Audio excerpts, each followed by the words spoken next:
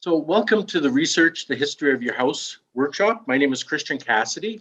I'm a local history blogger. Local history is my hobby. And over the years, through my blogs, West End Dumplings and Winnipeg Places, probably researched the history of 400, 500 buildings in Winnipeg and Brandon and Selkirk and places like that. And I think I've become pretty good at it. So I like to share what I know with other people so that they can look into the history of their houses, because it would be wonderful. I would love to look into the history of all of them myself, because every house has a great story or 10 to tell, but unfortunately there's too many houses and not enough time. So I would like to thank the Manitoba Historical Society and Gordon for being the host of tonight's meeting, and for the Daniel McIntyre St. Matthew's Community Association for also making this possible. This is a workshop I've done in person a number of times at the library, and this is my second attempt at doing this online. So it's a little, it'll hopefully be a little smoother than the first one was, if any of you joined on the first one. So what I do is, I should say too, there is a chat function. So if you want to ask a question, I think at the bottom of your screen, there's a button that says chat or ask a question. And what I'll do is I'll stop periodically and check it for any questions and answer them for you. So what I do, what I call it is the social history of buildings. And so this could be houses or commercial buildings or apartment blocks. And it's basically finding out who built it, who lived there over the years, and what events may have taken place there over the years. Once upon a time, and not that long ago, like maybe a decade ago, this would have meant going down to the library, going down to the archives, going through microfiche, clippings files, filing cabinets full of old photos and things like that. And that has certainly changed since I started blogging. So many institutions, whether they be museums or universities or churches or just private individuals, have dedicated themselves to putting their collections online, which makes a huge difference in what you're able to find. What I'll be talking about tonight, 95% of it is going to be free, and it's going to be available online. You'll be able to do it from your kitchen table, which is really nice. Like I said, just compared to a few years ago. We're very lucky in Manitoba in that a lot more information is available here for free online than, say, in many other jurisdictions. Sometimes I try to track down where somebody went after they lived in a house or before they moved to Manitoba. And you go to places like Alberta and most US states, the UK, things like war records, vital statistic records, even the most basic assessment searches, you have to pay for, or they're just not available online. So you can do a really complete history just based on stuff that's available to us here. So here's my little cover page. And great, so here's a list of what I will cover. So first thing I'll do is we'll find out the year your house was built. Secondly, we'll find out the names of the people who lived there. Third, we're gonna flesh out some of those names. Fourth, I'm gonna be doing some additional archive and other searches, different places that you can go to find out more information. I'll cover image searches. A lot of people want to try to find a picture of their house, and then some tips and tricks that I've learned over the years that might help you, and just a recap of the top sites that you should go to. So we'll start off with, when was your house built? And this is probably the easiest thing to find. Out of all of them, one place you have to go, and it's winnipegassessment.com. And this is also in that handout. If you didn't receive the handout or the download to the handout, just email me. In the email, you got the housing at DMSMCA, and I can send you a link to it. Winnipeg property assessment are all online, especially for that simple amount of information. If you're looking for really specific information, like people who owned your house 7 years ago and you want their address or something, there are some places you can go to in person, or if you're looking for past permits, but that's much more information than you're going to need for the purposes of researching the history of your house.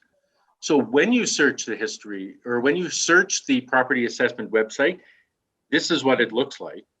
You can see the little box at the right. I looked up the history of 371 Home Street, and you can find out lots of information. Living area, it's 2.5 story, and I just have to move my little window here. And it was built in 1903.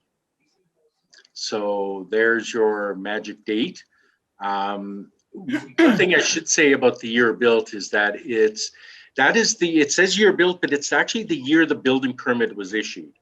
So when you get into some of the more detailed searches I'll be talking about later, you may find a newspaper article about your house the year before the permit was issued, or you may not be able to find in the street directories until 2 years after the permit was issued.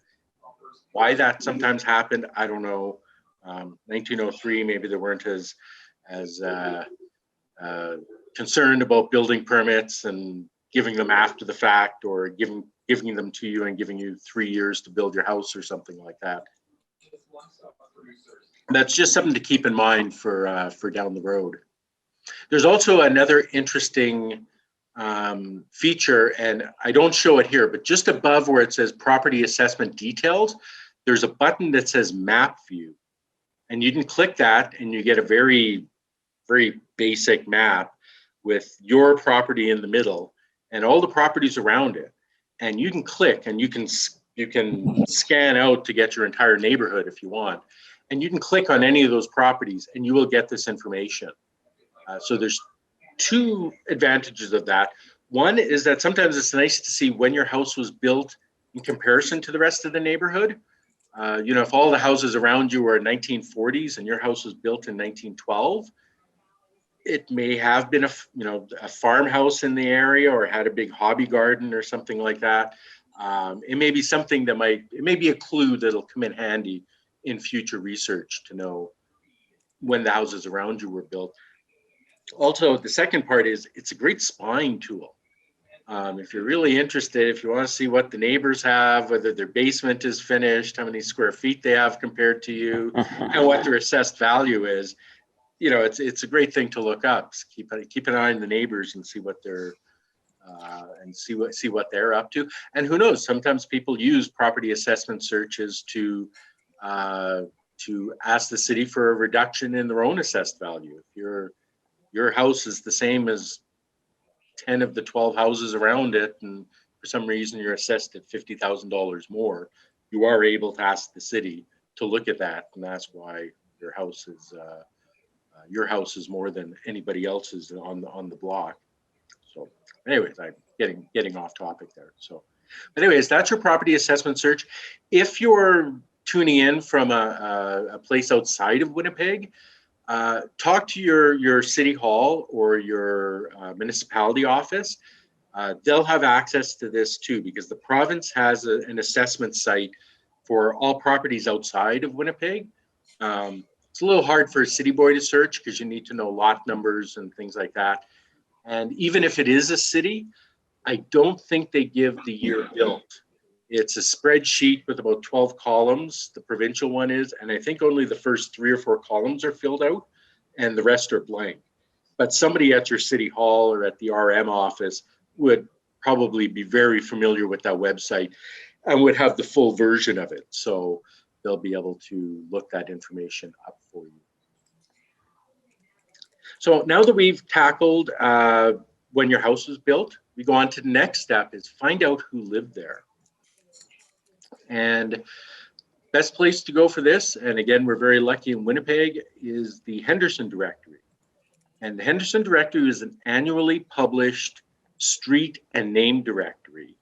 Online editions for Winnipeg from 1890 to 1965 are available online at the Peel's Prairie Provinces, and that's one of the links on the handout there. So you're able to look up to 1965. After 1965, you have to look up paper copies, but they are available. You can go to the local history room at the Millennium Library, and apparently libraries are opening again on Monday for browsing, or the Legislative Library, which is in the same building as the Manitoba legislature is, and or sorry, the Manitoba Archives is located. And both of them, the books, you're free to sit down and just flip through them. And then if you're in, say, Brandon, the online version 1906 to 1955 are available online, again at Peel's, and they probably also have them at the Legislative Library.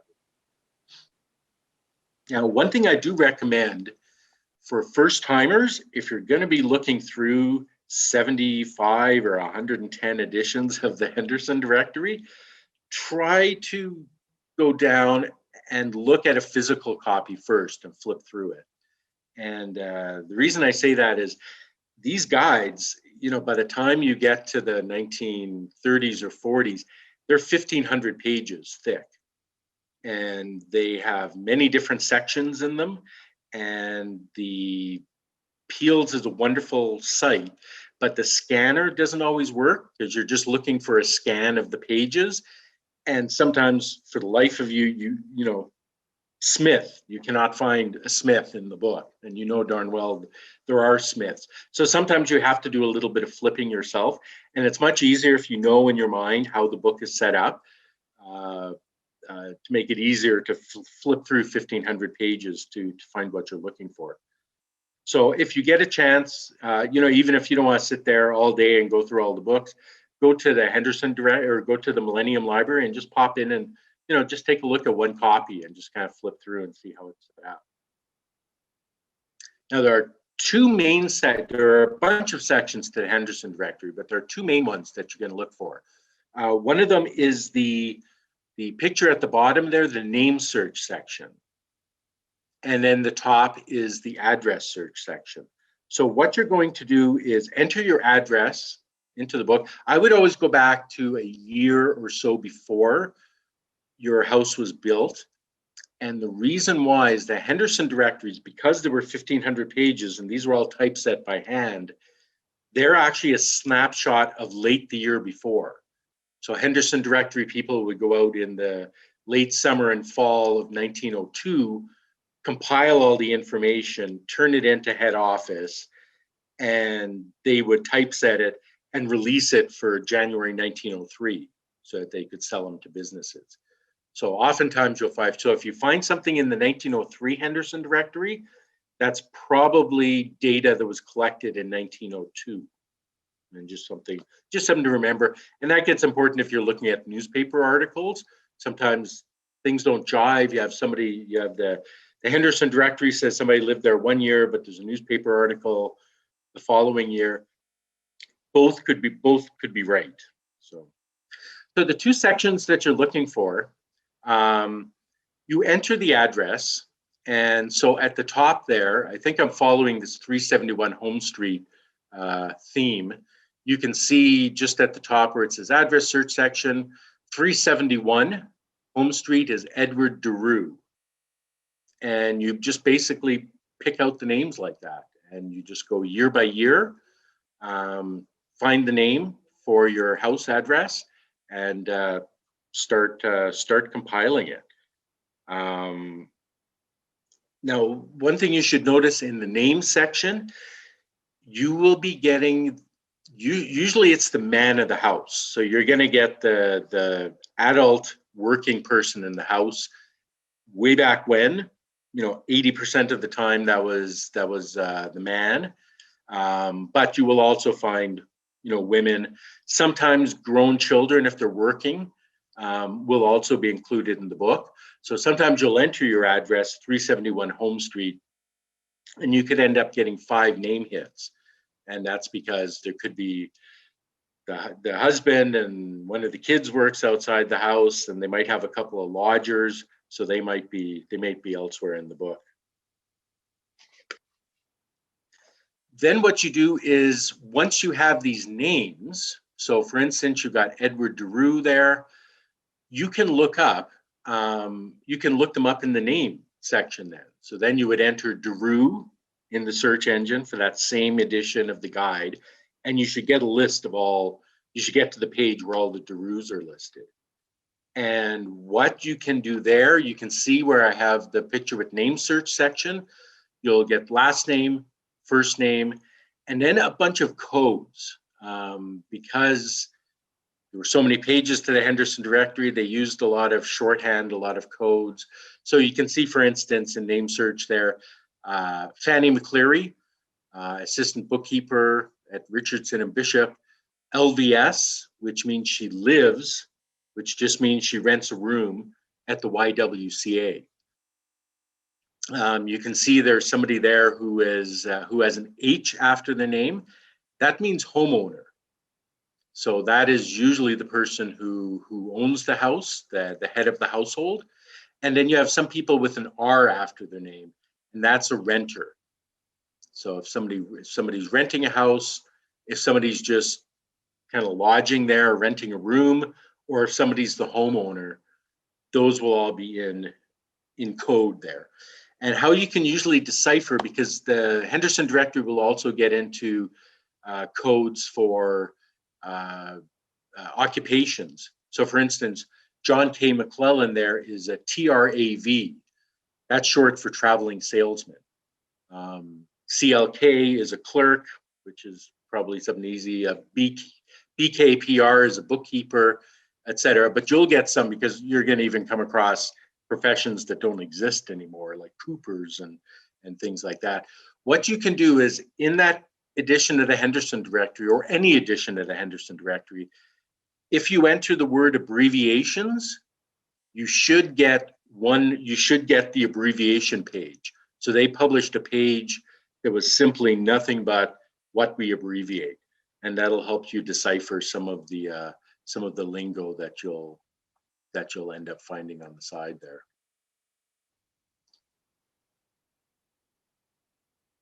And I just want to check something here. Okay, nobody has chatted, so that's good. I think it means everybody's following along. So anyways, that's the Henderson directory, an awesome tool. You can go through year by year that for your house. You should be able to find for most years the owner of the house, or if you find a string of R's, or you find 10 people that LVS at the house. The LVS would mean that it was obviously probably a boarding house or a rooming house at one time. So you can get some really good clues for that. And if you're not into looking up every single year, sometimes what I do when I'm looking for a house, I'll just look up every 5 years. And then what you'll find is, because if your house was a rental property, it could have changed hands every single year, and you might not want to look up 125 people. But if you look every 5 years and you see the same name come up a couple of times, you know that person had a bit of a history with the house, and might be somebody that you want to look into. So again, Henderson directories available online, excellent resource. Remember the codes. And a third section that I don't have here, but that might be interesting for homeowners, is if they're the first section of the book, probably the first 100 pages, 75 pages or so, is kind of a city at a glance look. So if you find your house was built in 1906, you find the first person that ever lived in your house. You can also go to somewhere in the first 100 pages or so, and you can find out things like what the population of the city was, who all the elected officials were, what schools were around at that time. And, it helps paint a picture of the neighborhood that was around you.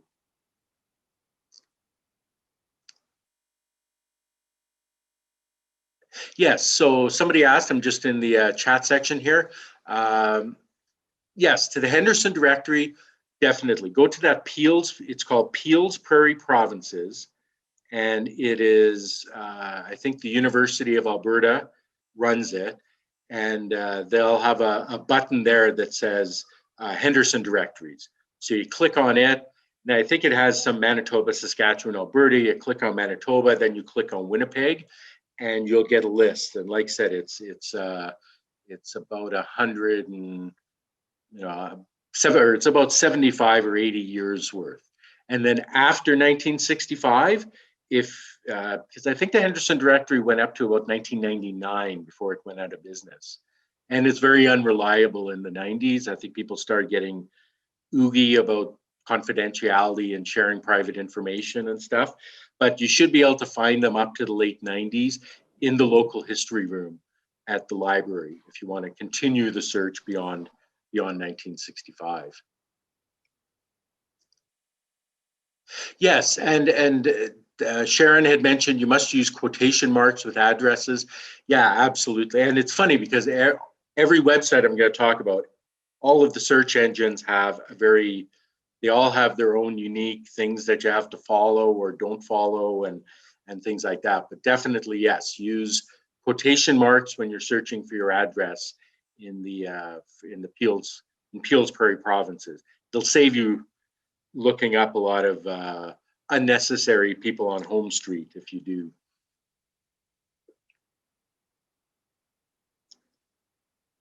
And something, I guess, the last thing I'll say about Henderson directories, since Sharon brought up using quotation marks, Henderson directories were really, really terrible at spelling people's names right sometimes, especially people who had quote unquote ethnic names. They kind of took a guess, or, they went to the door and they knocked and the person said, "My name is Johansson," whether it has two S's or two N's or whatever. The Henderson directory person may not have been just jotted down whatever he or she heard. So something to keep in mind if you're doing the searches. Search for, if you can't find a certain name with the address. Sometimes even in the address search, it'll be spelled one way, and in the name search, it'll be spelled another way. So you have to be a little patient with some of these searches when you're going around. So what you should have done through the Henderson directories is found 75 or 50 or 125 names, depending on how lucky you were and how old your house is. Now we want to flesh out some of those names. And here are some of the sites that I'm going to run through now very briefly. But this is how we add some flesh to the names. So first thing I'm going to mention is a Google search, which I think people might be thinking, duh, well, that's really obvious. But it really is important. As I said, so many, even if you did a Google search 2 years ago, do a Google search again, because so much more stuff will be available online now than was, even a couple of years back, that it's worth trying again. Use a variety of names and combinations. I always find something that's helpful when I'm kind of stuck on a name is last name first, comma, first name, because often military sites, that's usually how they list names. And some of the gravestone sites that are out there, they will list it the same way. So you can do that. Use name abbreviations. Remember back in the day, Charles would have been CHAS, period, right? Would have been the short version of his first name. So whatever you find in the Henderson directory too. Some people went by initial. Initials were so interesting back then. You had W.C. Fields, the actor.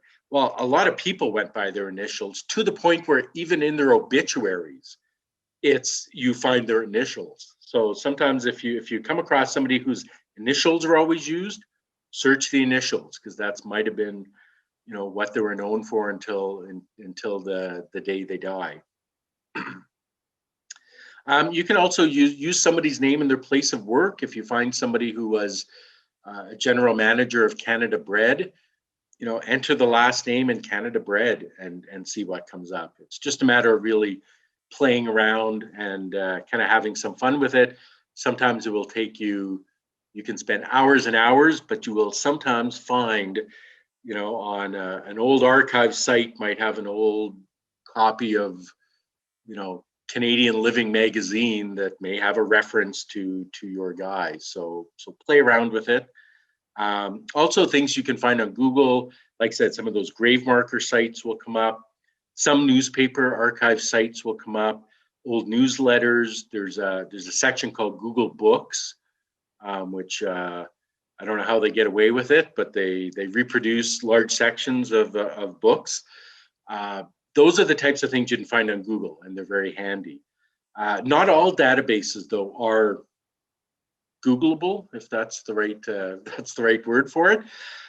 For instance, stuff at the University of Manitoba Archives, or I think the City Archives. A lot of institutions, Google can't kind of penetrate their wall. So there's still lots of other places that you have to search, but Google's always a good place to start. And also, when you search on Google, that's a really old image up there, so ignore that. But when you search on Google, usually there's a little bar that runs across the bottom that says all, news, images, other. Do the exact same search that you did, but also click on images. That's also interesting too, because if you're looking for somebody, say they have a fairly common name, George Henry, Winnipeg, Canada bred. If you search it in regular Google, you might get lots of hits because it's going to take a lot of combinations. But if you do an image search and you come across a few black and white images, you might be onto something. It helps you kind of cut through the chase a little bit. So even when you're just looking for address, if you enter an address on a Google search, you're going to get a million real estate sites. You're going to get all of these failed, 411 type directories that had died a long time ago and are up there. But if you enter it with an image search, you'll probably come across more interesting things. Because again, if you find a black and white photo, if you find the picture of an old man or something, it's worth looking into. It's worth doing an image search as well. If I could have a cup of tea. Oh yeah, yes. Okay. There's somebody out there not on mute. If you could mute your mic, that would be great. Thank you. Great. So that's the Google search. So we're on to newspaper searches. So again, you have your list of names. You've done a Google search, maybe came up with a few more little details about a person. Now you can go into the newspapers. Probably one of the best sites locally, not just for newspapers, but a million other things, is the University of Manitoba Digital Archives collection. And it is, a few years ago, it's probably 15, 20 years ago now, the U of M decided that we're going to start digitizing everything in our collection. So it's maps, it's newspapers, it's collections that people donated. There's one person who donated all sorts of 1950s and 60s playbills, the programs that you get when you go to a play. And it's interesting because they're all around the time that it was, I think, Theatre 77 when it kind of merged to become Manitoba Theatre Centre and things like that. So who knows, the person may have been an actor, and you might find them in some of these playbills. But an amazing collection of stuff that's actually getting kind of tough to search now because there's so many. It's a many tentacled archive.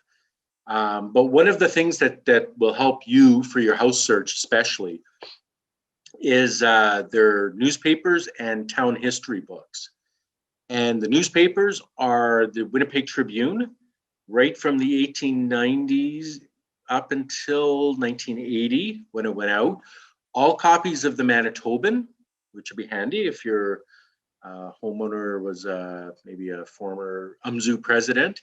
Chaz, which is, I believe, the Polish newspaper. They have some Brandon Sons. They have a few decades of the Brandon Sun, and they have a lot of labor newspapers from around the time of the Winnipeg General Strike, and a lot of early Winnipeg papers. So Le Métis and the original Winnipeg Sun that was only around in the 1880s and things like that. So really a great collection of newspapers. They're very high resolution, easy to read. The photos are amazing. They're so big and crisp. They also have the Tribune photo collection mixed in there. They also have local history books. So you know those books about yay thick that every town published back in their centennial year. They have 200 or 300 of those digitized and up at the U of M Digital Archives. So an amazing collection of stuff, and it'll be really, really helpful. Now, I mentioned that most of the stuff out there is free. You can get the Winnipeg Tribune only up to 1949 at newspapers.com. And you get access to some other newspapers. The Manitoba and Winnipeg Free Press, you can get from 1874 right up to actually 2021 now. I think they're 3 months behind at newspaperarchives.com. And so there's kind of two websites. So newspaperarchives.com is the master website. So you can get your free press there, and they have dozens of other rural Manitoba papers. So Selkirk and Birtle and Brandon and Steinbach and things like that, which is going to be really helpful. Or you can go to the very narrow Winnipeg Free archives.winnipegfreepress.com, which is only the Winnipeg Free Press. But there's good news with these. If you have a library card, you can log into the Winnipeg Library's website, go to their reference section, and this is also, there's a link on the handout that I gave you. And in the reference section is newspapers and periodicals. And both newspapers.com and newspaperarchives.com are in there, and you can get them for free, which is amazing, which is really good. Apparently even ancestry.com you can get for free through the library website. I still subscribe just because I use these so much, and sometimes it takes me 3 weeks to do a history. So I like to have, I'd be embarrassed to show you my desktop right now. I have tabs that have been open for 2 weeks. So I don't like it when it times out on me and things like that. So I still pay so I can save bookmarks and things like that in it. But definitely for what you'd be doing, looking up one house, go to the Winnipeg Library, or if you go to one of these sites, they also have like 7-day free subscription, free preview for 7 days. And if you go to it after you've done all your research, you should be able to find, if you're looking up one house, you should be able to find what you're looking for in a 7-day period. Another thing that we're very lucky with here is Winnipeg was quite the hub for ethnic newspapers, foreign language newspapers. So papers like Logberg Hemskringla, which is still produced today, is the Icelandic paper.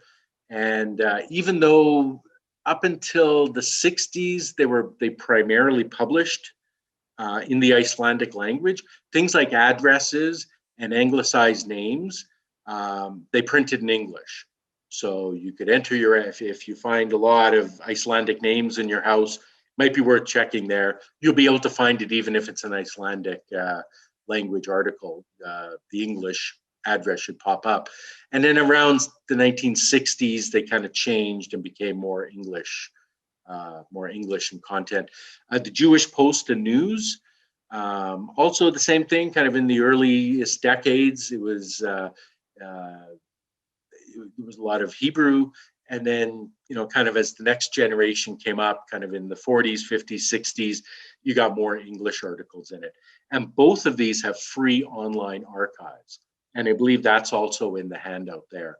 So Logberg, it used to be two separate newspapers, Logberg and Hemskringla, and then they joined together in the 50s, I think it was. But amazing archives going back to the early 1900s. Jewish Post and News, same thing. And again, we're very lucky here that these newspapers were published here in Winnipeg, and that both have digitized their archives. So that is newspapers.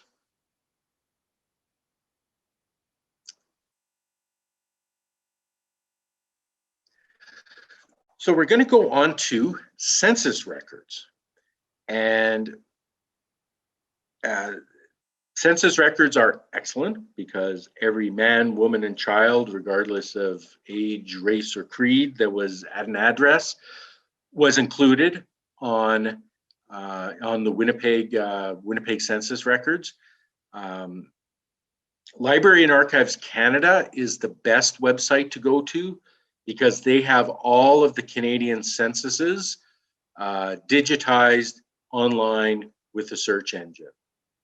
And right now, the census, and you can see on the page there, the censuses go from 1871 up to 1926 is the latest one that they have online. I find that the Library and Archives Canada website is very, very, very finicky. I would say, even if I know I'm looking for somebody who was absolutely living in Winnipeg in a certain year, it's probably 50-50 whether that person's name comes up, and I have no idea why. Again, it must have to do with the way they scan the sheets or whatever. So some of the tips I use is I'll use other people, hopefully through some of the searches you've done, you found some of the kids' names or maybe the wife's name. Enter them as well, because it could be the infant child that might be the hook that the search engine finds, and you will find the rest of the family around it. Also, if you're really desperate and you really can't find somebody at your house, through the Henderson directories, of course, you're also finding your neighbors and who live there. So sometimes if, say, 1926, it's either a really common name like Bill Smith, and I don't want to go through 65 entries for Bill Smith to find the one I'm looking for, or it's a name that I can't find. If the neighbor had an interesting name, if he was Bartholomew Mueller, enter Bartholomew Mueller in the census, because he's going to come up, and probably the house before it or the house after it is probably going to be your house. So just something I've had to do. Some of the earlier censuses, like I think up until maybe 1906 or so, and it's too bad because they haven't done them for more recent ones. That screenshot I have there, sometimes groups like, I believe the Manitoba Historical Society, I think, did a couple, and a group called FamilySearch.org took the archives, so took the handwritten sheet you can see at the bottom, and it's the handwritten sheet that you're going to find at Library and Archives Canada.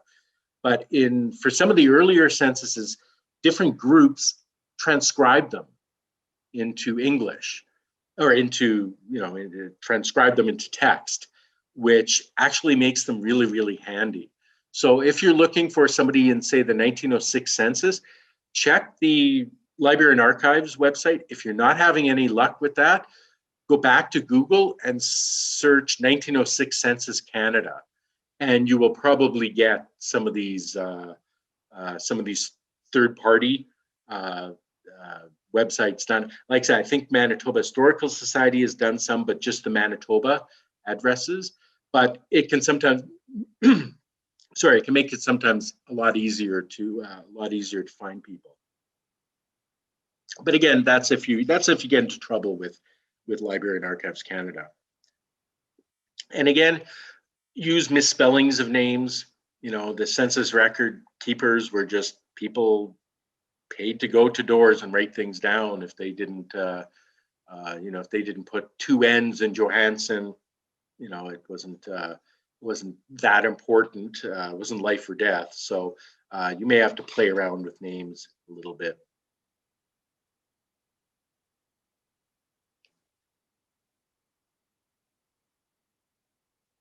Now, another place to go on to is Manitoba Vital Statistics. And again, something we're lucky with in Manitoba, because not a lot of jurisdictions just let you do this. But they offer limited data in accordance with the Vital Statistics Act. So you can find births from more than 100 years ago, marriages more than 80 years ago, and deaths more than 70 years ago. And you can see it's a pretty straightforward search engine that you use. I wouldn't worry about putting in the place or the year, because usually usually actually what I do is I kind of go by the last name, and just, you may end up getting 13 people or something like that, and then just kind of go through them. So this is interesting just for if you still are having trouble building the family, if you want to find out who somebody's kids were, if you want to find out who's somebody's wife's name, you can look up marriage records. It's not very complete. And I find that I don't always find what I'm looking for in there, but it is a good place, again, if you want double check names, or you want double check kids' names, that sort of thing. Okay, so we will continue. Now, through your searches, you may find that people served in the military, which is certainly not uncommon in Winnipeg, when so many people did serve. You'll probably find that there's a few ways that you can find out if somebody was involved in military service. If you're looking in the Henderson directory, sometimes in brackets, the code will be, I think it's ACT SV, so active service. So if you find that during the war years, that's where they were. They lived at that address, but they weren't there right now because they were on active service overseas. So you sometimes find that in Henderson directories. Oftentimes in newspapers, that's usually where you'll discover that somebody, at least with the same name and with the same address as you, served overseas. And oftentimes, actually, they did back in the day, because of course every day there was a page or two of war dead or war injured, or who got promoted, or who was taken POW. And they often did use, if not the street name, if not the full address, certainly the street name. So they would say, Private Lawrence Brown of Strathcona Street, was injured in battle or lost in battle or something like that.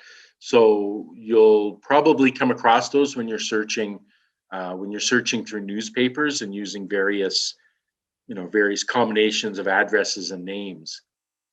And also sometimes just in the Google search, you'll sometimes find in a military history site, somebody may have written out, information about somebody and also included their address. So there are a number of ways that you might find that somebody who lived in your house served in the war.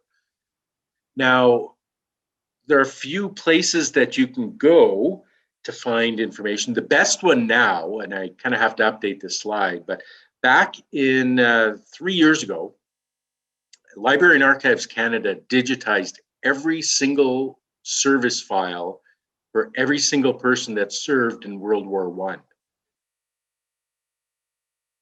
And this not only includes the attestation paper, which you can see at the right there, but it is the envelopes, it's the pay slips, it's the medical charts, it's their teeth record, it's whether grandpa got gonorrhea when he was serving in France. It's their pay records, where their pensions were mailed to, and that sort of thing. It is amazing. Some of these files are 40 pages thick. So what you do is you go to, I think the link is on that handout, or if you just enter World War I Soldier Canada, you will go to the Library and Archives Canada website. And it's just a matter of doing a search, and the name will come up.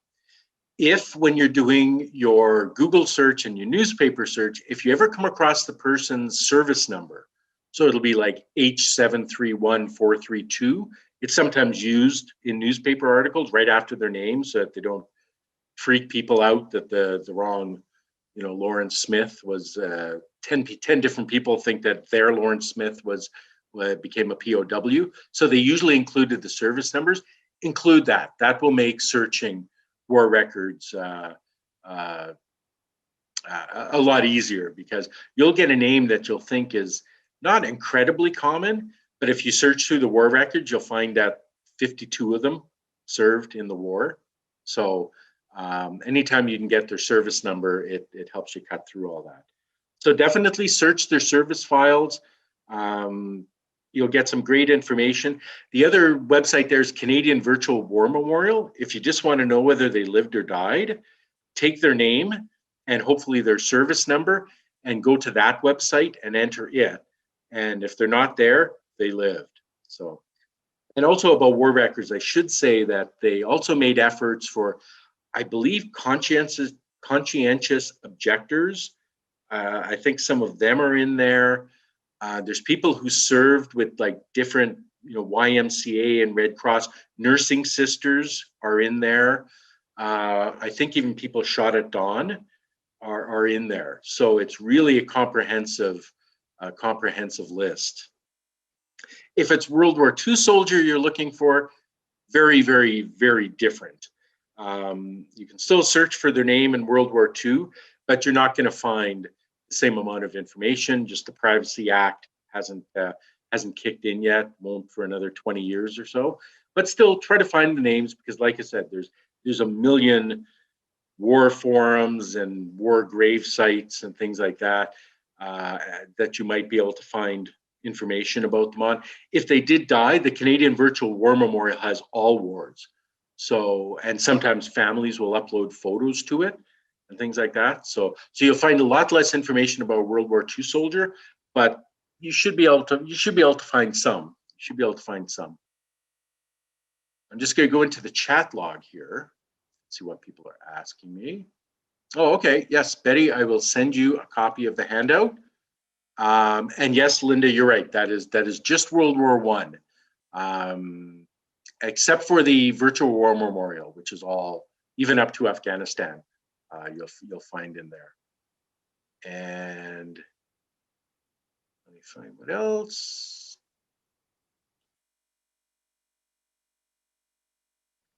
Vital stats won't include anyone that immigrated to Canada. No, it wouldn't be, going back to the vital statistics, that would be people born in Manitoba.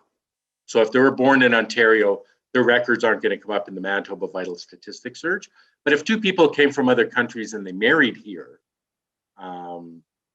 they would be here. But yes, if they were married or had kids or were born not in Manitoba, they will not. They will not appear in the Manitoba Vital Statistics website. So, skip back. Is everybody, thumbs up if everybody's still seeing the war records page? Okay, and you're not seeing you're not seeing the bubble with all the faces in it, are you? Okay, good.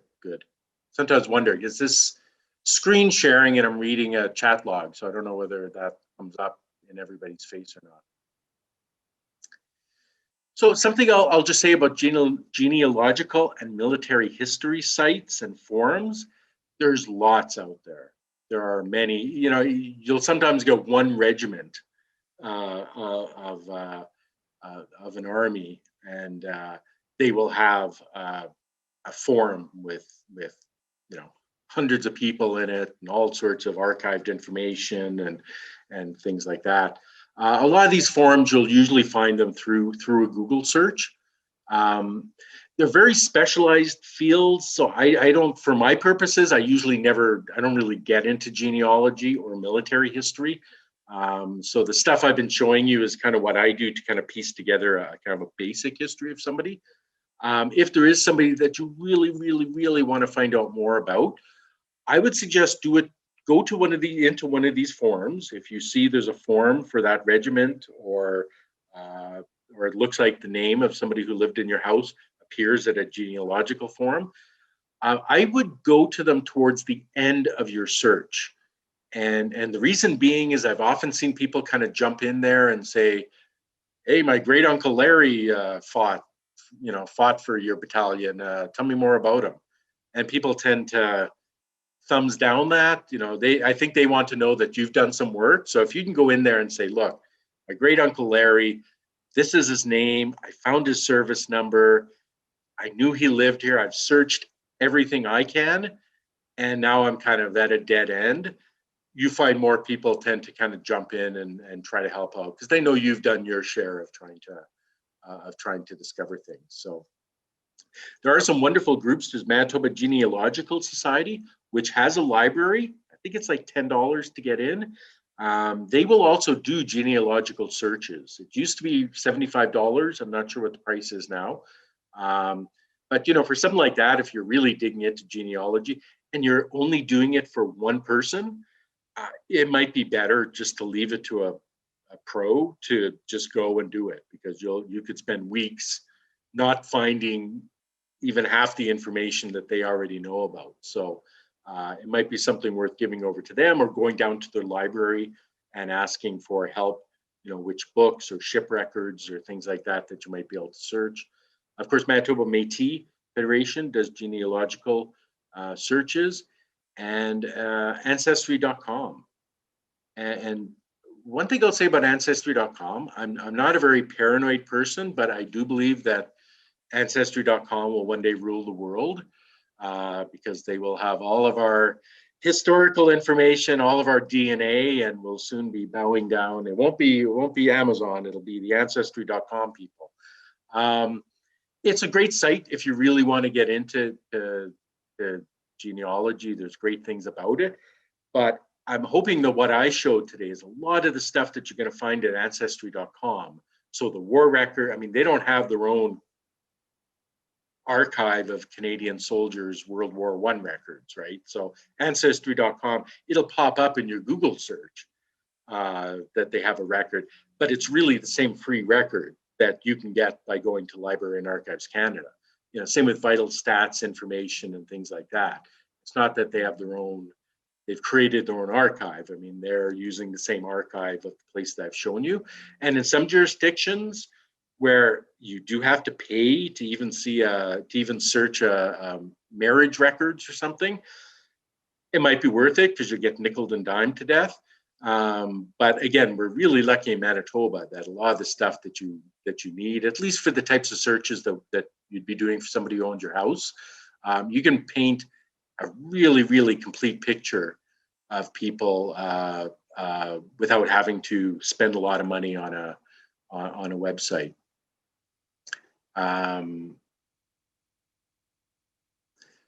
WikiTree, I don't know about. I think I've come across the site before. I know that actually Ancestry.com has bought up a lot of these smaller sites. Yeah, it's a free genealogy site. So if it's still free, great. Any of them are great, because what you're going to find is a family member just went on there, entered some info about a family. You might be able to fill in a missing piece about them, saying, hey, they used to live in my house in the 1940s, and they might be able to share some great information back at you, maybe some photos of the house or something like that.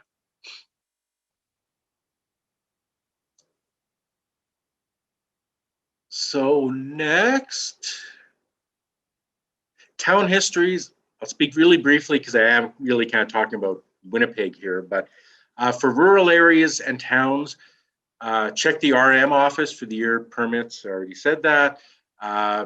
Contact the local museum or historical society. There are, a lot of smaller centers, they don't have their stuff online, but they can have amazing stuff. I went up into the Interlake. I can't remember what I was researching, but it was for back when I was doing free press columns, and just mentioned Census, which is up around Matlock. It used to be a camp, and it was run by a couple of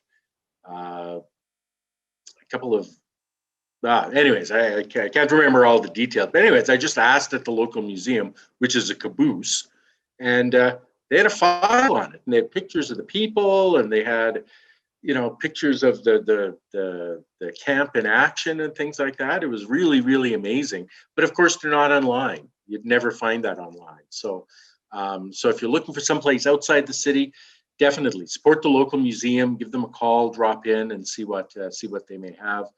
I also mentioned community history books, and something to keep in mind too is what was outside of Winnipeg. So if you have a really, really old house, and prior to 1882, Maryland Street was the cutoff for the city. It was called Boundary Road. Everything outside of that was the RM of St. James, the parish of St. James.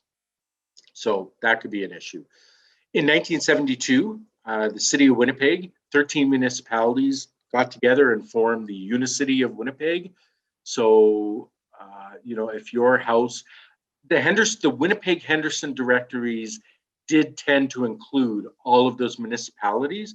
They kind of called it the Greater Winnipeg. I think that's even the title of the Henderson directories. I think they call it the Greater Winnipeg area. So they generally did include a lot of these communities, but if you're trying to look for more information on the city of your house, especially the ones that were cities on their own, St. James, St. Vital, Transcona, all have wonderful museums. Transcona is doing walking tours right now of the old city and things like that. So look back, if your house was, even things like Brooklands and Tuxedo and we're all their own cities. And I spoke to somebody at the city archives years and years ago, back in my university days, and I asked her about the records that came to the city and the archive records that came to them. And she said, for some of these municipalities, they got a shoebox. Some of these municipalities, a semi-truck showed up to deliver stuff. So it really kind of depended on, I guess, who was in charge and who was in charge in 1972 when everything was handed over. But it's definitely something to keep an eye out on, that you're also not just searching Winnipeg history, you're also maybe searching Transcona history, St. Vital history. And not all of these places, but some of them have historical societies, historical museums that might be able to help you out. Now, I mentioned earlier, I'll just touch on it again. So image searches, the most asked question that I get is, how do I find a history of my house? And it's, the answer is really probably nowhere.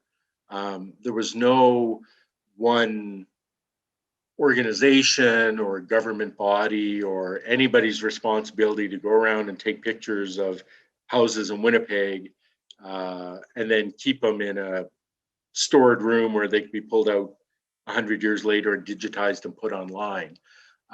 It's going to be, chances are it's going to be by accident. So when I mentioned back in the Google search, entering your address and things like that, you might get lucky and there might be some old pictures of your house up there. Some of the other places that you can search is going back to that U of M digital collections. Definitely search your address in there. The City of Winnipeg Archives has a website called Winnipeg in Focus, and it is a growing website, and you find more and more things in there. I like to go back every month and check what's new. They're really trying to get a lot of their stuff online. If you have a newer house, so say you're in one of the suburbs of Winnipeg that maybe started in the 50s and 60s, the Winnipeg Architecture Foundation is doing a lot of work with the architects and the developers and the planners from around that time. And in some cases, they've donated their papers and videos and things like that of when they were building Windsor Park to the Architecture Foundation. So that's a really neat place to check if you're in kind of a post-World War II suburb. At the Manitoba Archives, so this is something you would physically have to go down to do. When you go into the archives building, there's about 20 filing cabinets just inside the main entrance, and they're full of photos. And some of the files that you would want to look, there's a drawer called Winnipeg Streets, and it has an oddball collection of streets. You might get lucky and look up your street name. They also had something called Winnipeg Architectural Survey, which was taken in the 50s and 60s, and it too is by street. It was more commercial buildings and apartment blocks, but it does have some houses in it. So, and maybe, you know what, maybe you might not find your specific house, but you might find a picture of the end of your street or a park, in your street or something like that that might give you an idea what the neighborhood looked like back in the day. Past Forward is a website that's part of the Winnipeg Public Library website, and a couple of folks have donated a lot of postcard collections and early photo collections there. Then you get places like Heritage Winnipeg, and of course Manitoba Historical Society. Definitely look there. And I think one of the things that might surprise people are private collectors on photo sites like Flickr, FLICKR. I have about 18,000 pictures on Flickr. Not a lot of them historic, but pictures of around town. Some of them are historic now because I tend to take pictures of buildings that are ready to be torn down. So buildings that were ripped down 15 years ago. I have, sometimes you'll find I have lots of pictures of them. But so like things on Flickr, there's Manitoba Historical Maps is one of the Flickr sites. And it was somebody who, I'm not sure of the full story, but he used to work at the U of M. And I think this is back in the day before the U of M had its own website to digitize stuff to. He's digitized hundreds and hundreds of maps going right back to, when we were Assiniboia, right up to fire insurance maps from the 60s. And again, you might not find your house. He has some historical photos in there, but you might be able to find a cool 1911 map of your neighborhood. Streetcar 356 is also has a really good site there. And sometimes I've actually found I've actually found houses because I've looked for transit buses or streetcars going down, Valor Road or something like that. And it's like, oh, because of course they'll be there with a bunch of houses in behind them, and you might get lucky. So definitely, if you go on Flickr, enter, Winnipeg history, or enter the street, Valor Road, Winnipeg, Valor Road in quotes, Winnipeg, and see what comes up. And you might find that you will get a lot of black and white photos that'll come up. There are a lot of photo collectors, postcard collectors that put their collections on the site too. So lots of things to look for there. And also for image, be adventurous. Search for nearby places. You never know, if there's a school near you, search for old pictures of the school because the camera angle might just catch you. Transit archive collection, flood photo collections. You never know where your house might come up. Here are just some examples of odd places that I've found photos. The one on the left, U of M Winnipeg Building Index, which is part of the U of M digital collections. I found some great houses on Brunel Street that were about less than a block from where I live, and but I wasn't searching. I wasn't searching for those houses. It's a photo site of the building in the foreground being built. That most recently that was the Commissioner's building up in Elm Street. But so just by looking for another building on the street, I ended up finding 4 houses. The one on the right there, Ellis and Maryland, you can see some great houses. The building on the top right is the Mansfield block. It's still standing. And you can see a few houses kind of in the background there. But how I found that by accident again, I looked up John M. King School one time when I was down at the provincial archives. I looked at pictures of schools in the neighborhood to see what I could find. And I found a ton. There was a lot. Again, pictures like this, it's not even a picture of the school. The school is way in the foreground. But big school pictures tend to capture the few houses around it. So that's a good place to look. Probably the strangest one I found is the Canada Bread one on the left there from 1935.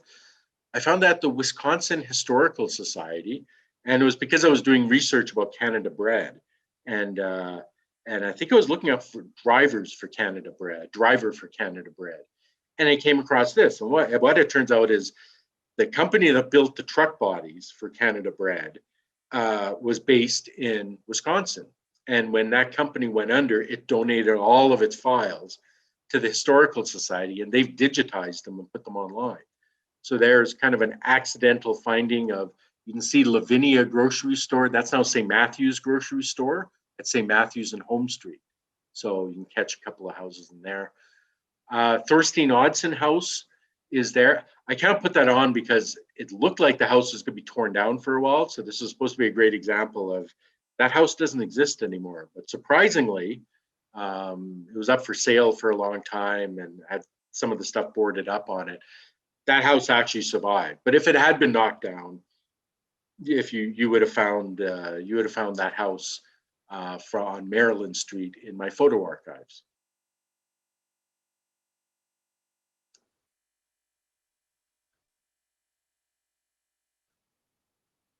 Now, what I'm going to do is because I'm kind of getting ready to wrap up here, I'm going to go into the chat and see if there's anything.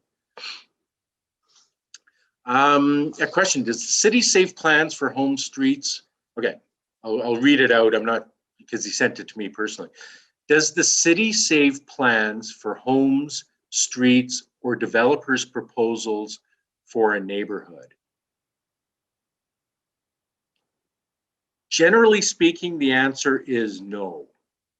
And I've asked a number of different people who work at the archives. What they've said is just over time, buildings move, there's been floods, things like that. A lot of that stuff doesn't exist anymore. It's not worth not asking them about, sending in an inquiry about a street and see what they have digitized, because some of them did exist. Some of them do. If you look at that Winnipeg in Focus, they actually have blueprints for some buildings up there. So it wasn't the practice to keep them, but somehow some of them managed to survive. So if you are looking, yeah, definitely, inquire with them, and they may have it or be able to point you in a direction. But as a rule, an old house, they probably don't have the plans for your house on file.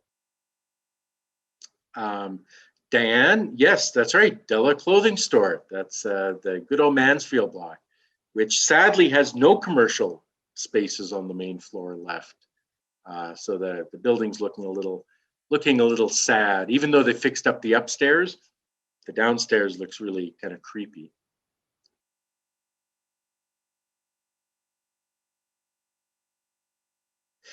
If a house has been demolished, is there still a record with the City of Winnipeg property assessment? That's a good question. I don't know. You would have to probably contact the city assessments people.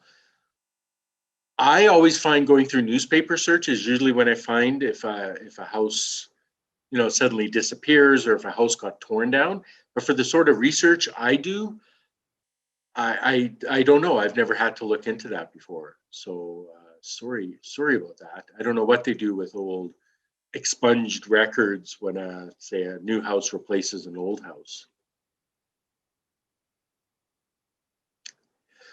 Somebody asked the question, and I'm not sure if Gordon is back on the line here, but if we do a house history, will the Manitoba Historical Society hold them as a repository? I'm going to come back to that towards the end and let Gordon talk about that as well.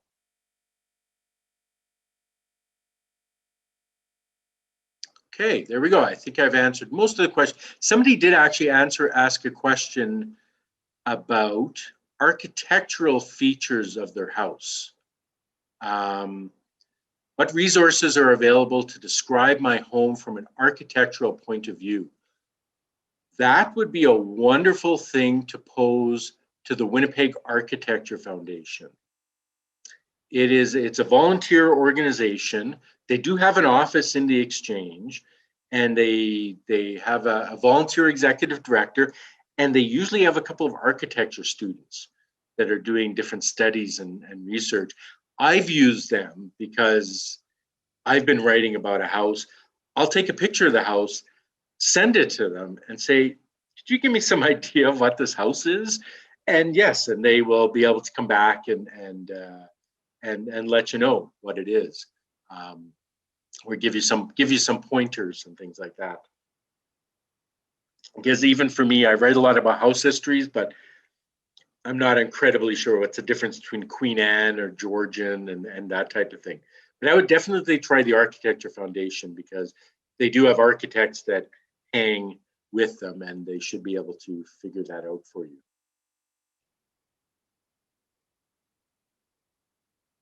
And one more question.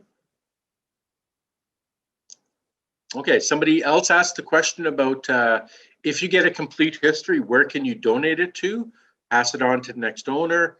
Again, I'm gonna wait for Gordon to come back, and we'll have a conversation about that. Yeah, somebody brought up to sales listings for houses. You know, those are great. If I find one for a house that I'm researching, I will download it to my hard drive, because you'll get exterior, sometimes great interior photos. And if 20 years later the house gets torn down or burns down, which sadly I live in the West End, that sometimes does happen to houses here, it is a wonderful, wonderful thing to have. And no, they have not been archived everywhere. And I notice you'll get some people that are kind of sloppy and will leave them up for years at a time. But most of the bigger groups and all these kind of purple bricks and stuff, they're pretty quick to take them down when the house sells. I assume that's kind of a privacy thing, but they'll erase them pretty quickly. You could probably do like what's that called, a Wayback Machine search or something like that. And I see Gordon is on, but I'll come back to Gordon. I'll come back in a second and have a couple of questions I want to share with you. So tips for an effective search. So you've probably read through this as I've been blathering on, but watch for street names that changed in the past. So Horn, Evanston used to be called Horn Street. St. Matthews Avenue used to be called Lavinia Avenue. Vickers became Huntley. Sherbrooke and Stradbroke, oddly enough, used to have an E until about the 1930s, and then they disappeared.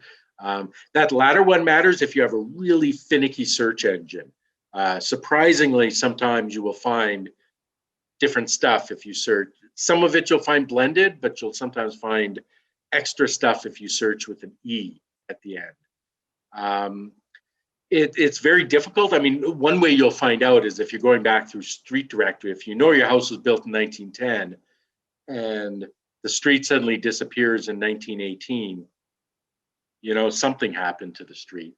One of the best websites to look that sort of stuff up is the Manitoba Historical Society. If you just Google history in Winnipeg street names, you will get to that site. And what they've done is they've taken 2 or 3 different books that have been written about street name changes over the years, over the, you know, some of them, they're much older books, but they will give you the basics of what street used to be what. I don't think it's 100% complete, but it'll give you a good idea.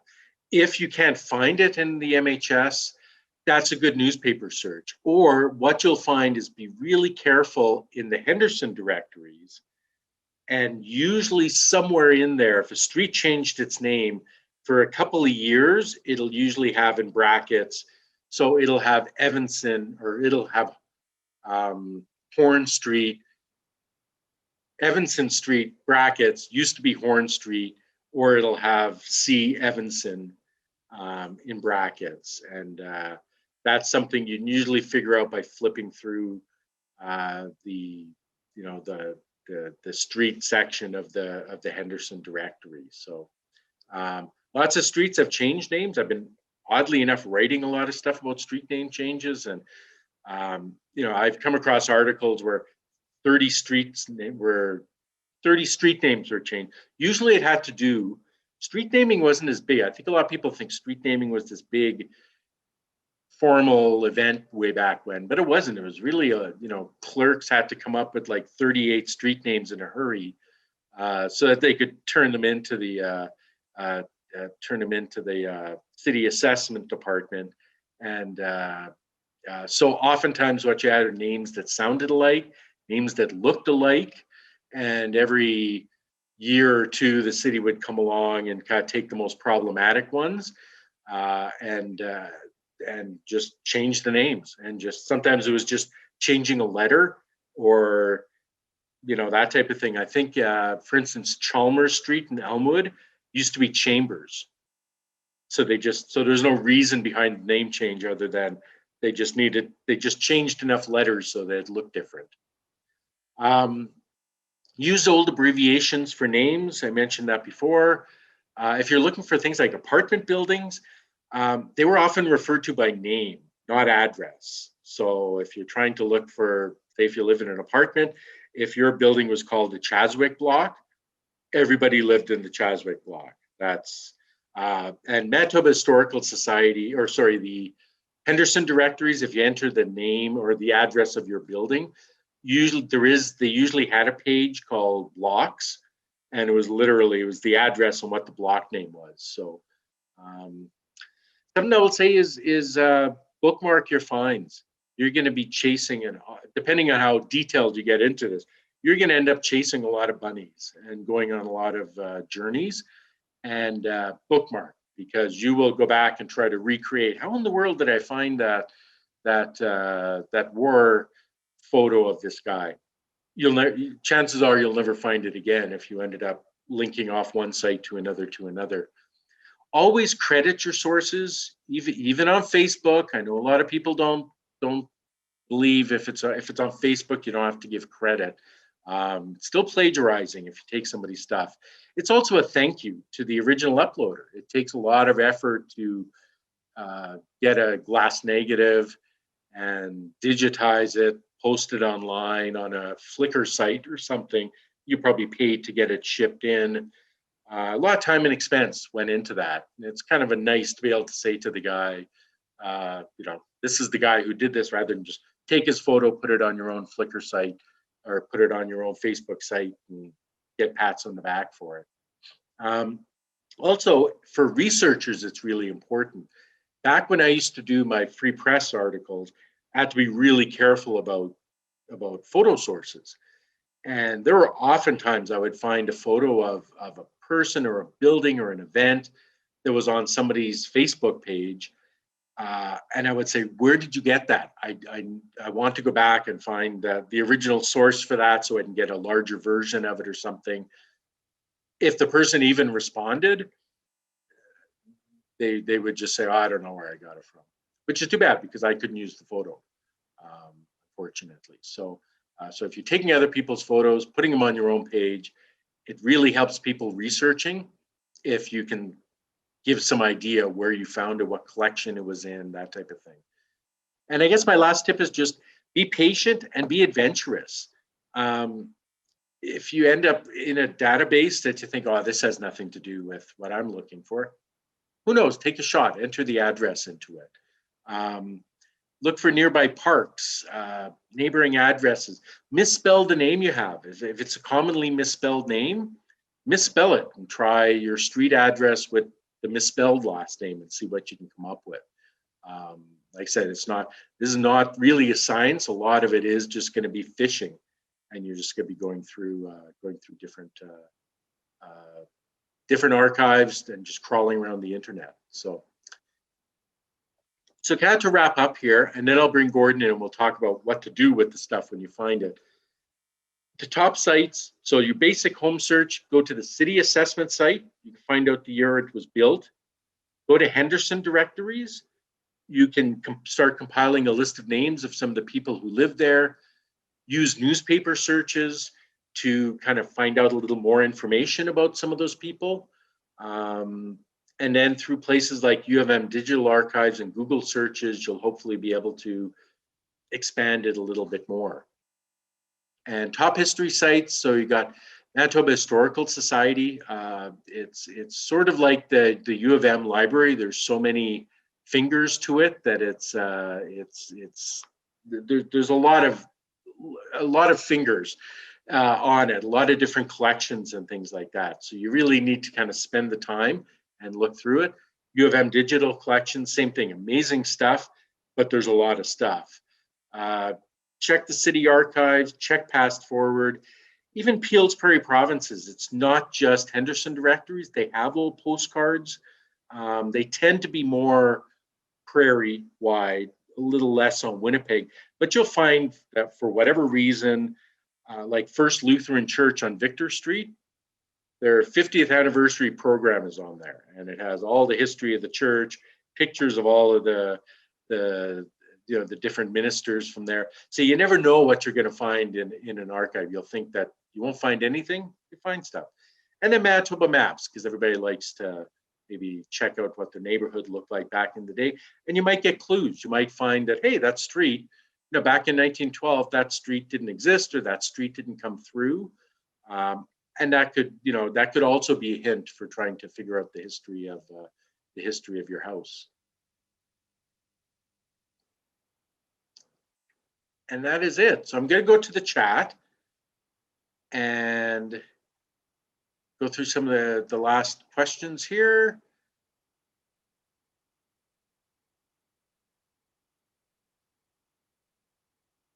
Yes, Neil had said he looked at the street name sites and found that his was missing. And yes, it's not a complete list. Like I said, every year, 20 or 30 streets got changed.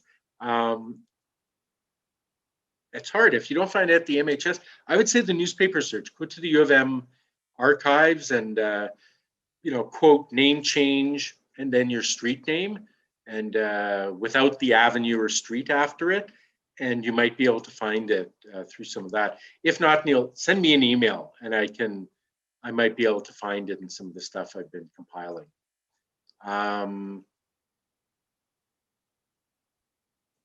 Great, some people running. Yeah, Annabella used to be Rachel. Yeah, a million street names were changed. Oh, great, Gordon, thank you. Gordon posted the post to the Winnipeg street name index. And Gordon, I will add into that, I think, because like I said, I just, for whatever reason, I've ended up writing a lot about street name changes. So I'm actually doing in the CanStar, which is like the Herald and the Metro and the CanStar newspapers, I'm doing a monthly column on street name changes. So I'll probably even find even more in the future.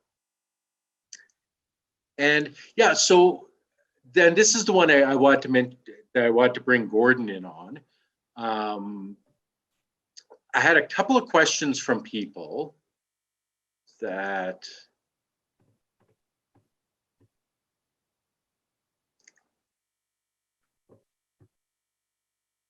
so one of the questions was, if I get a fairly complete history compiled with names, occupations, dates, photos, etc., where can I donate it to other than passing it on to the next owner? And there was another question that was very similar to that. Sharon asked, if we do a house history, will MHS hold them as a repository?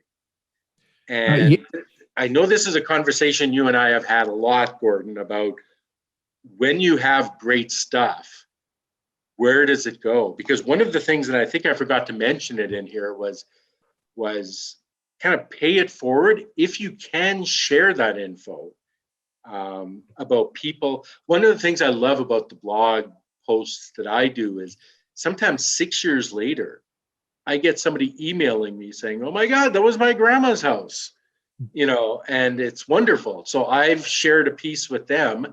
And sometimes they're even able to send me a picture of grandma in front of the house. And it's like, oh my God, this is amazing. But it does have to be online for people to find that. And that's a terrible thing. Even if you're a big organization and you got a bunch of stuff to donate, you can't donate it to the city archives or the provincial archives. You can't walk in there and, unless it's like Hudson's Bay Company or something like that, you're not gonna be able to get that done. So Gordon, what do you like? I always suggest to people get a blogger site. They're free, or go on Flickr. It's a free site as long as you have a minimum number of photos, and that's a way of kind of getting things online that people can search and will be picked up in a search engine. But other than that, I don't know, if somebody comes up with a great house history, what do you suggest? Well, there's a couple of things we can do. If they have just a basic chronology, like if you have the dates when so-and-so lived there, and then the next person after that, We already have an area on the MHS website where we can put that kind of information. Oh, see, I've many shared. fingers on the MHS website. Yeah, well, there's a lot of areas that we haven't really gone to any great lengths to publicize, but I've shared two links in the chat right now. One of them is docs/addresses, and so that's where we can put a chronology easily, no trouble whatsoever. And I always envisioned that that's would be where we would put that kind of information. It's right now, presently, what it exists as is mostly the addresses where particularly noteworthy people lived. But that doesn't have to be the case. I mean, it could be any house in the city, and it has a history. So for shorter chronologies, I think that's where it could go. And then there's another area on the website, docs/memoirs, where it's really just a free form area for any kind of information. I mean, literally anything. And it could so if you've got a really detailed house history, like you've got lots of intimate details with photos and things, we can easily put it in the memoirs section. And then, to be honest, I'm a big fan of staying away from sort of your own solutions, because they do have a tendency to disappear.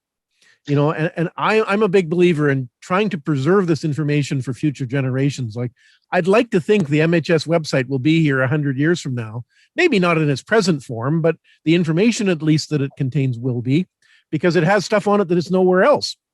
I would hate to think that it ever disappears. So, that being so, I'd like to think that anything we put on the MHS website is going to be here for the long haul. So if any of you have records that you'd like to preserve, by all means, get in touch with me. Okay, that's really awesome. And I want to let you know something I've partnered, again, Manitoba Historical Society, DMSMCA, and me as my blog handle, West End Dumplings, are creating it probably won't launch until next week, but a West Central Winnipeg digital history project. And what has happened is over the years, my blog's 13 years old now. Like I said, after people send me stuff, because years later, somebody will stumble across a blog post. People have sent me pictures. I've had people drop off boxes of clippings at my office, and things like that. So I've sort of become a repository. So I know there's a lot of stuff out there. And what I've always wanted to do is digitize that and put it online for people to see. So we're going to all partner together to try to do that. So kind of a crowdsourced history, asking people for pictures of their house, mainly images and other ephemera. If you have a calendar somebody sent me a picture once of that Lavinia grocery where I showed you the car, like a 1935 calendar from Lavinia grocery that somebody still has hanging on their wall in the West End somewhere. But to be able to either send me the digital version of it, or I have a digital scanner that I can scan it. We're going to put it on the Manitoba Historical Society's photo website, and with a write-up from the person who donated it to explain what it is. And I'm hoping to do some audio recordings as well of some people, and the nice thing about a crowdsourced history is, well, it's the history of the people who built the neighborhood. And by built, I mean swung the hammers, drove the streetcars. It's not the history of the financiers and the millionaires that might have lived in and around the neighborhood. It's also much more inclusive. The West End has a wonderful, from Icelanders in, the early 1900s to the quote unquote boat people, the Vietnamese who came over in the 1970s. Most recently, a lot of African families. The majority in the West End, or at least Daniel McIntyre and St. Matthews, is Filipino. And it's also had a lot of Portuguese folks. You can still go around. If you walk around the neighborhood, you can see the Jesuses and Marys, the tiles on the front of the house with the Portuguese writing under it. So there's a lot of really, really cool stuff out there that nobody knows where to donate it to. So if you're in West Central, which is kind of the Spence, Daniel McIntyre, St. Matthew, I don't want to make it too big because we could get snowed under. This is not my day job. This is something that I'll be doing off the corner of my desk, but I'll be putting out things like, that type of thing for people in the West End who are watching. So keep an eye out for that as well. But that's great info about Gordon, about what the MHS will do, because yeah, it's a shame. There's just lots of stuff. I've been told horrible stories about, when my grandma died and all the stuff got shipped to me in Vancouver, and she was the head of this committee for 20 years, but I threw it out. Like I couldn't, my little condo in Vancouver, I couldn't keep it. And that happens all the time. And then the actual archives won't take your stuff, no matter how great you or important you think it is. So it's great that this kind of citizens' history will be collected by the MHS, and that's something I didn't know. So even I learned something. I learned something too. So I think, and yes, somebody brought up, don't forget Indigenous people, and that is part of the reason about wanting to do that digital history project. Is I already have in mind an elder or two that I want to speak to and get some audio from. There's also, Indigenous organizations that have been in the West End for years and years, that I want to be able to get some of their photos, some of the stories of Indigenous people who have lived in the neighborhood for 30 or 40 years. And that's why that type of history is really important. It's capturing a crowdsourced history is capturing a type of history that you aren't going to find in the archives. And that's what we really hope to be doing, finding those types of histories, those types of stories of people. So people, families, organizations, stores, that sort of thing. It's really, really important. And in a neighborhood like ours, if you don't tell the story of Indigenous people or Vietnamese people or Filipino people, you're not telling the story of the West End. So great. And I think, well, let me just go to the bottom here. Somebody lives on the site of Premier Norquay's old house. Great.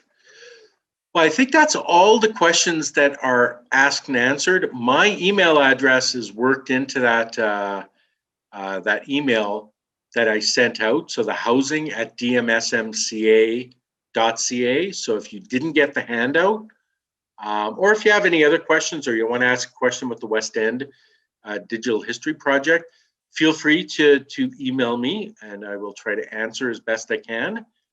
And I'm just scrolling through because somebody sent me their. Well, so yeah, somebody sent me their address that they didn't get the link for the handout. So I will send him that link right now, or send Betty that link right now. So, anyways, thank you very much. Thank you, Gordon, for hosting. And I hope everybody enjoyed this. And yeah, find the history of your house and share with. Maybe we'll have a share. Hoping with this digital history project have get-togethers. So kind of digitization parties where people can come down with their old photos or slides, and I'll digitize them for you. And maybe we'll put the call out there for people who have researched the history of the house to maybe come and tell the story of what they found about their house. That'd be kind of an interesting follow-up to this. So keep in touch, and thank you very much. Have a great night. Bye-bye.